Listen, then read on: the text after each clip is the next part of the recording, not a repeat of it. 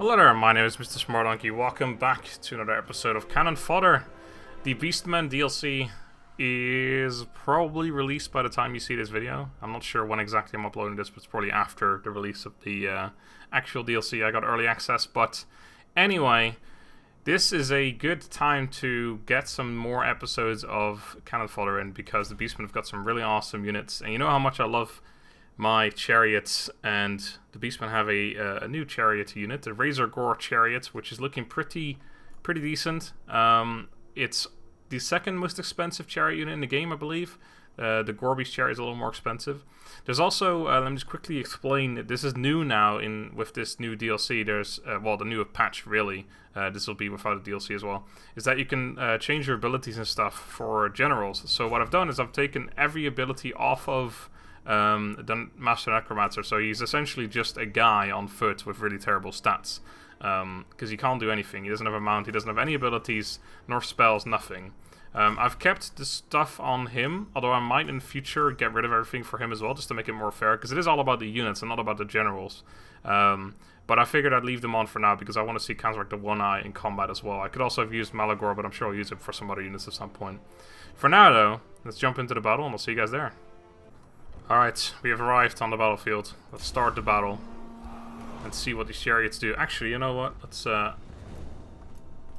give it the old pause real quick. I want to have a quick look at these units. Oh god, that's a nasty beast right there.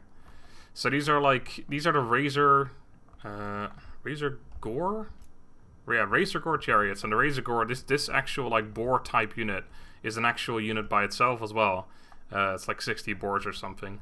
Anyway, they've got a guy with a whip at the back, and then a massive two-handed axe dude standing there just to encourage everyone, because I don't know what hell he's going to be doing when you've got a massive boar. He's probably going to do most of the damage. Anyway, that's enough of that. Let's actually see what these guys do. They're going straight for it, so that's good. No need to wait or anything. In the previous screen, I actually had them selected as my own army, and then I jumped into the game and realized that that isn't what I do in this series. I have the AI face the AI.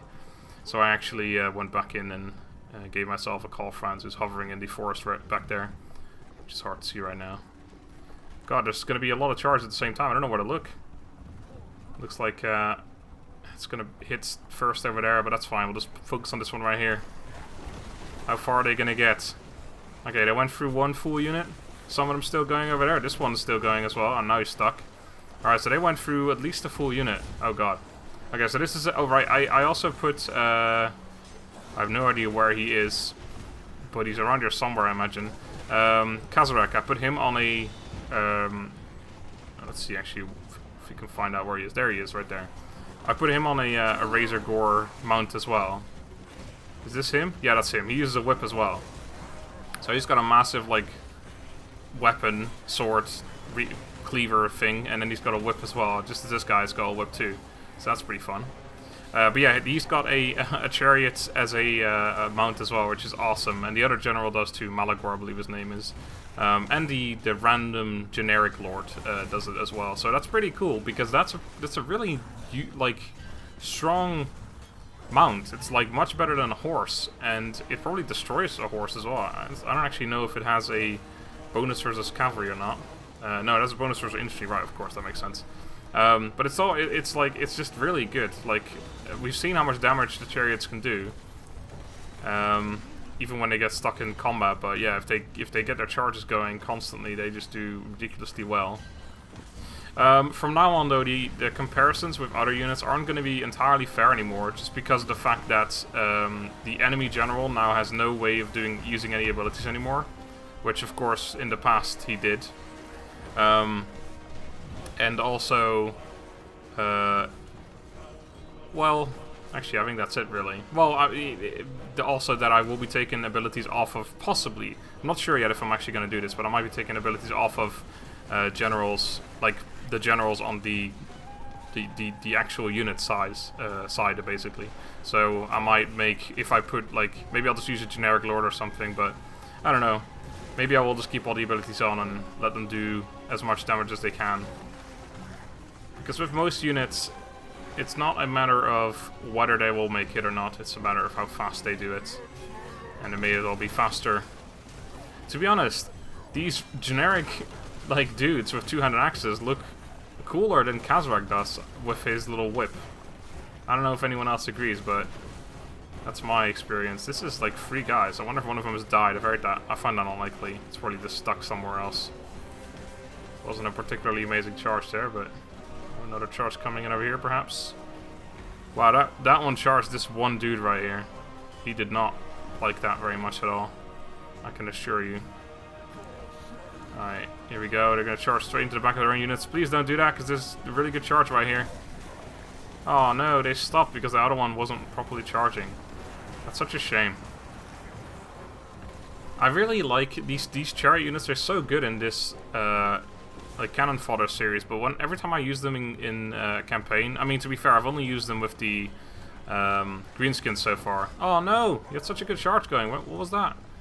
I used them with the Greenskins, and I didn't use them particularly well, and that made them like it's made a really ineffective, like not cost-effective unit essentially. It was very expensive for what it did. Let's actually have some close-up combat here as well. So that's the shame about the chariots. They're really difficult to use. Like, if you don't use them properly, it's such a massive waste of money, because they're really strong, but if they don't get used properly, or if they get focused down by range or something, they're just really expensive. You need your expensive units to do stuff. It makes sense. That's generally what you want. These units are crumbling a decent bit here. Can't imagine they're all going to last too much longer. There's a guy walking around there with no head on, which is always fun. I guess he's been in combat before. Oh, he's just got hit again. I wonder if he's going to get back up again. Oh, another guy with no head right there. They've got... Oh man, that was a lovely little charge right there. I'm glad I got to witness that. Yeah, these guys, they're looking pretty good. I mean, to be fair, it's been a little while, but I think a mass rout is on the horizon. I have no idea where the enemy general is, since he's not casting... Oh, there he is, right there. Well, let's follow him getting flung about the place, shan't we? He's just slashing away. He doesn't give a fuck. This guy is probably one of the worst generals in the game without any abilities and stuff. Like, his stats are terrible. He's a complete mage. He doesn't have any melee capabilities. He only costs 450 like this, though. It's really weird now. The prices for all the generals are like really weird numbers, like 2,372 or something, you know? Like, it's really odd numbers, like uneven numbers and stuff, just because every ability has its own price to it. You can basically take off and on everything. Even gear, in some cases. Whoa! Did he just kill one? What the fuck? He just killed one single-handedly, and he's walking away as well. Oh, no, he's not. He's turning back around again. He just killed one, though. I did not see that coming. That's insane. I have to be honest, I'm surprised this guy still lives. He's almost halfway dead. That's not really a whole lot, though. Oh, here we go. That's it, though. He's going to disintegrate because his entire army just disappeared. And he's dead? There he is, right there, I think. I don't know what the hell, that's something dead right there, but... Alright, let's have a look. So we actually lost at least one unit. They lost 2 total. Alright, that's not too bad. I wonder if that was the one that we saw in the beginning where there's only... Well, not the beginning, that was later on actually, but there's only 3 of them. Oh, it was him! He killed 2 of them! Oh, never mind then, it was probably him that just killed another one near the end, just as I zoomed my camera away or something. That's impressive, the freaking general. I was just saying how this is like the worst general in the game. He still took down 2 chariots on his own. That's pretty impressive. Alright, generally kills, not particularly high. It looks like a lot of the deaths were from crumbling or disintegrating after the battle. But yeah, an average of about 250 or so, maybe a little higher actually. Yeah, 260, 270. But yeah, it was okay. It could have been better. I think we've seen chariot units take care of the zombie horde a little faster before, and they didn't have the extra healing and stuff that the Master Necromancer does normally. So I don't know. I think it was okay, but we've seen better. Let's put it that way. So until next time, where we probably have a look at some more Beastmen units because there's plenty more to go around. I'll see you then. Have a good day and goodbye.